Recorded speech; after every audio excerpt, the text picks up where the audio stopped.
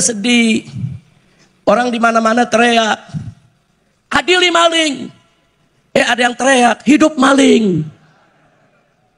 Kacau tidak? Kacau tidak? Ini kalau begini, bagaimana kita punya harapan, saudara? Harapan kita bisa sirna kalau melihat orang-orang macam ini. Orang lagi teriak di mana-mana, adili pendusta. Dia teriak, hidup pendusta. Nah, maka itu saya pesan amanatkan kepada Bapak Presiden Prabowo yang saya cintai dan saya hormati.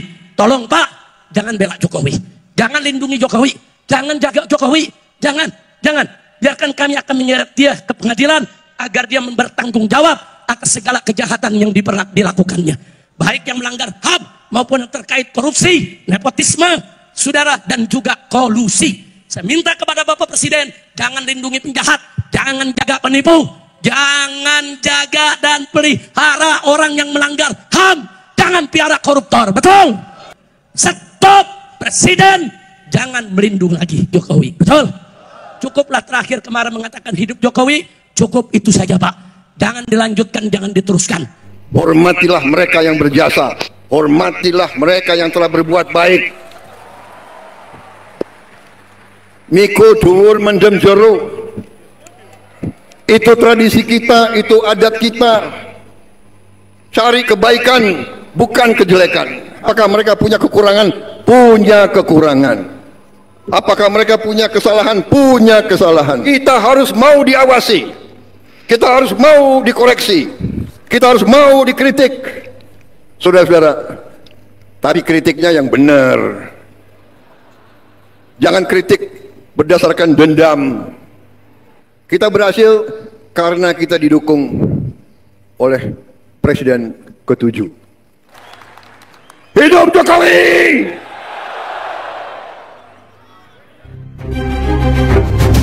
Pidato Presiden Prabowo di acara HUT Partai Gerindra yang memuji Jokowi ternyata mengganggu pendengaran HRS.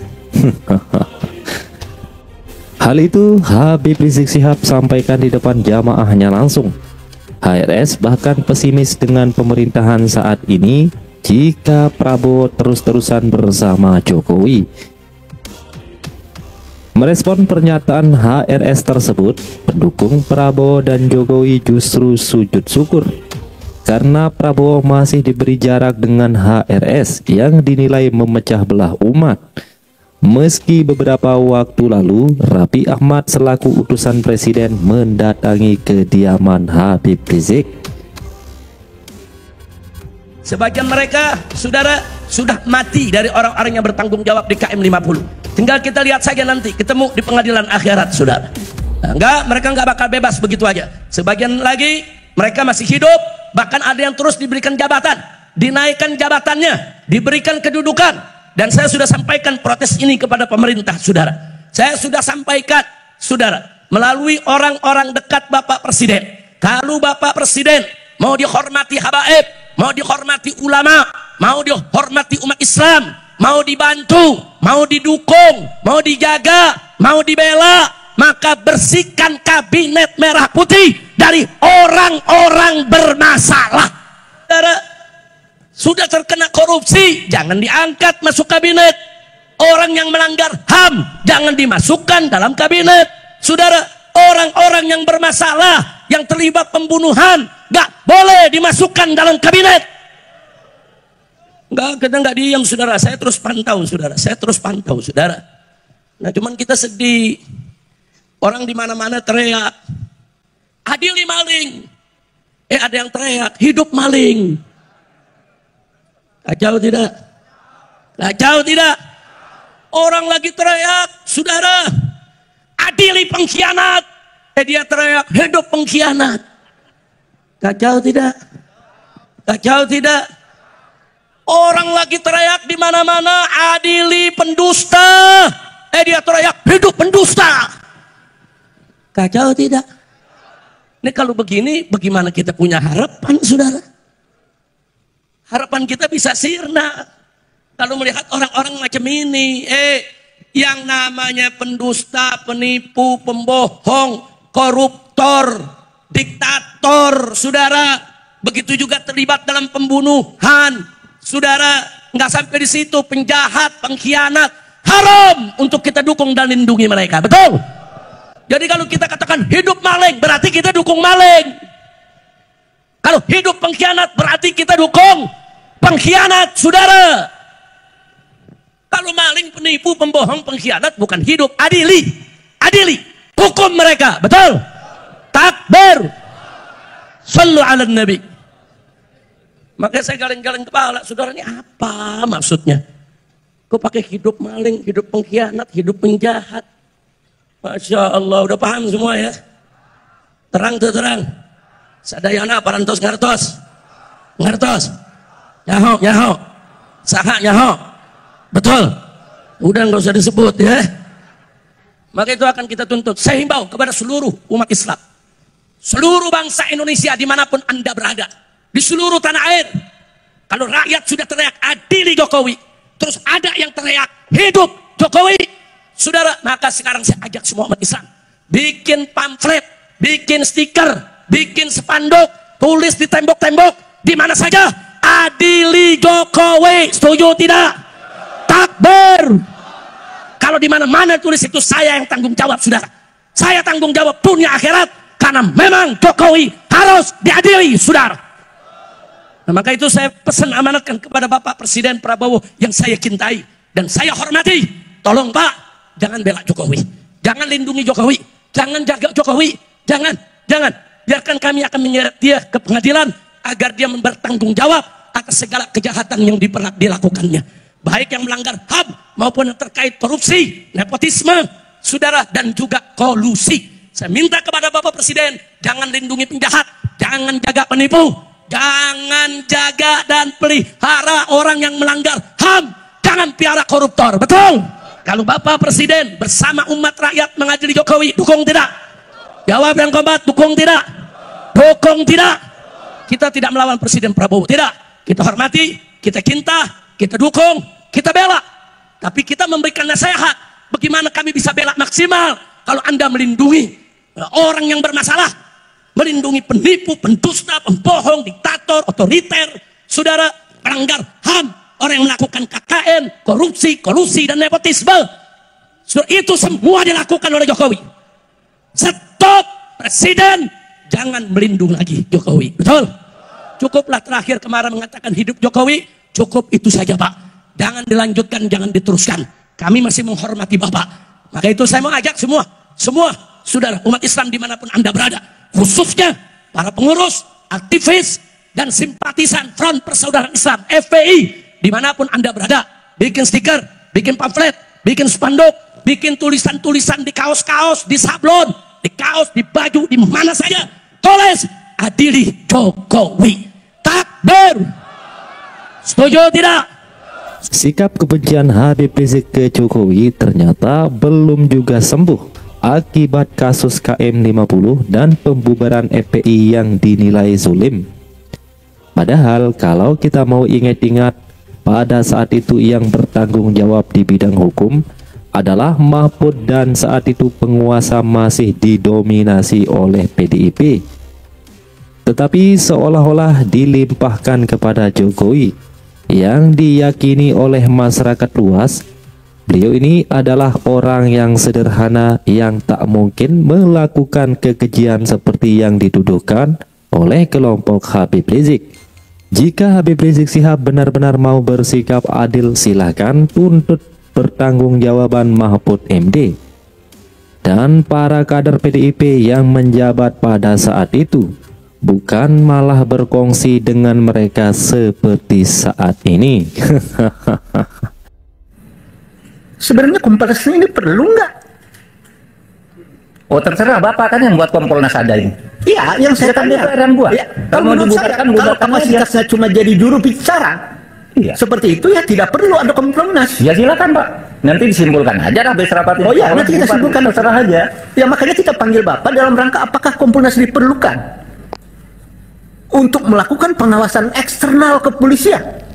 Ternyata kenyataannya ya cuma juru bicara, ya tidak punya tangan untuk melakukan penyidikan, atau ada pengalaman yang perlu Pak Mahfud ceritakan. Sementara ini Ada enggak masukan, catatan itu direspon positif oleh kepolisian? Banyak kasus. Banyak. Contoh. Oke, kasus KM50 gimana Pak? Bapak pernah bikin catatan itu kepada kepolisian? Saya pernah kirim surat langsung. Ya, jawabannya apa? Itu urusan Kapolri. Saya pernah, saya sebagai Jawabannya, Menko Polhukam, tidak ada jawaban ini apapun, hasil nggak penting, ya, Pak? penyelidikan tindak lanjuti resmi Pak, tertulis Pak. Ada tindak lanjut nggak boleh dong. Ya boleh. Enggak, Ada tindak lanjut nggak Pak? implementasi di Polri jangan salahkan saya. Loh, tidak disalahkan Pak. Kita ini kan bernegara. Yang saya tanya adalah tugas Bapak itu direspon nggak? Kalau tidak direspon maka benarlah tidak perlu ada Kompolnas. Kalau direspon berarti ada Kompolnas. Polri semakin maju, kan begitu Pak? Kita Ya, kan silakan. bernegara Pak. Silakan Bukan aja menang-menangan. dinilai, Pak. Temuan Komnas HAM yang terjadi di Cikampek, tol Cikampek kilometer 50 itu adalah pelanggaran HAM biasa. Ada yang minta pemerintah membentuk, ada yang tidak percaya pemerintah. Jangan pemerintah, nanti itu bohong itu hasilnya. Maka waktu itu Presiden mengumumkan sesuai dengan kewenangan yang diberikan oleh undang-undang. Silakan Komnas HAM bekerja sebebas-bebasnya, panggil siapa saja yang merasa punya pendapat dan punya bukti, yang merasa punya keyakinan. Panggil, nanti sampaikan ke Presiden apa rekomendasinya. Presiden, pemerintah sama sekali tidak ikut campur, tidak pernah minta agar Komnas HAM menyimpulkan ini, menyimpulkan itu, tidak. Sudah dibuang ke luar negeri, kok masih disambut? Kok masih disambut? Kok masih banyak yang ngikutin?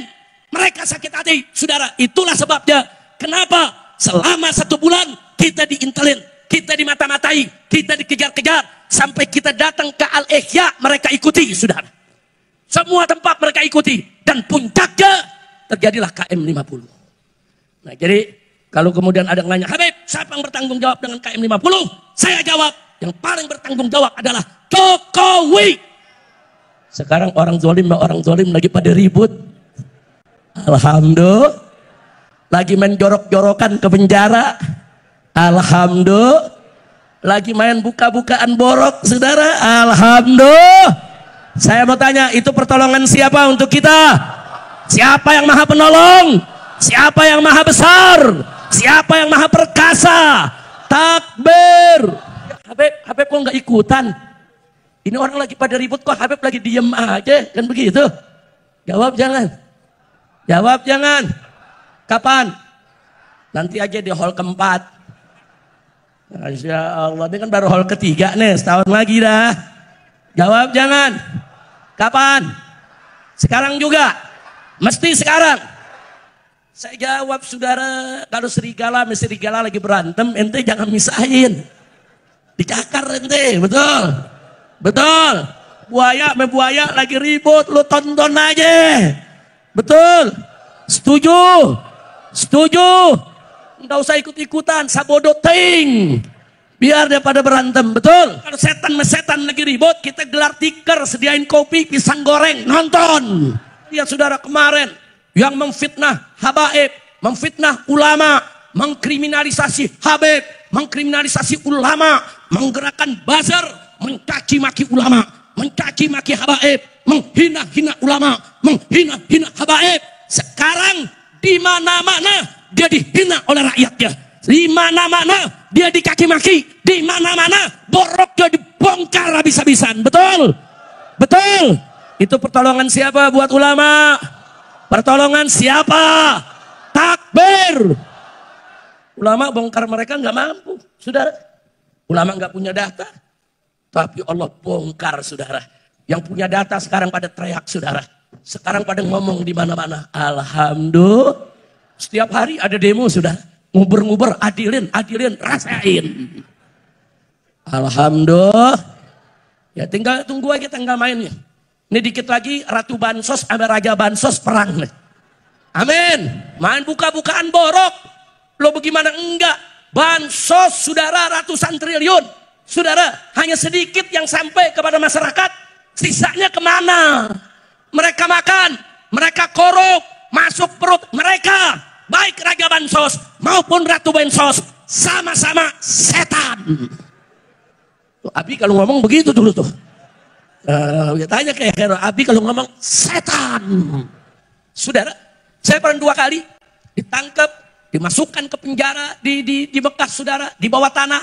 diborgol tangan, diborgol kaki, saudara. Karena fitnah-fitnah tadi. Ada yang pasang bendera ISIS di depan rumah saya, saudara. Tapi semua dimudahkan, saudara. Nggak ada yang sulit. Nggak ada tuh kita berasa sedih, takut, susah. Enggak, saudara. Justru akhirnya mereka-mereka yang nangkep saya tersebut jadi sahabat, jadi teman. Itu yang mati-matian membantu saya supaya bisa pulang ke Indonesia, saudara. Ya, kita tahu bagaimana pada saat saya mau pulang, saudara, sampai saudara bookingan pesawat, nama saya, nama istri, nama anak-anak hilang dari bookingan. Sudah bayar, sudah booking, hilang, saudara. Jadi sampai mereka menggunakan hacker, saudara, bagaimana membatalkan perjalanan saya ketika itu, saudara. Begitu nama-nama itu sudah ada lagi, saudara, kita tuntut orang-orang tadi yang ngebantu, saudara. Orang-orang tadi yang dulu nangkep saya, yang dulu nginterogasi saya, saudara. Mereka yang bantu habis-habisan dengan izin Allah Subhanahu wa Ta'ala. Yang tadinya hilang nama, muncul lagi. Begitu sudah di airport, saudara, barang sudah masuk semua, hilang lagi satu nama. Nama putri saya, Fairuz, yang sekolah di sini, saudara. Karena mereka tahu kalau satu nama hilang, Habib Rizik nggak mungkin berangkat. Dan nggak mungkin ninggalin anaknya sendiri di Mekah, saudara. Hilang lagi itu nama.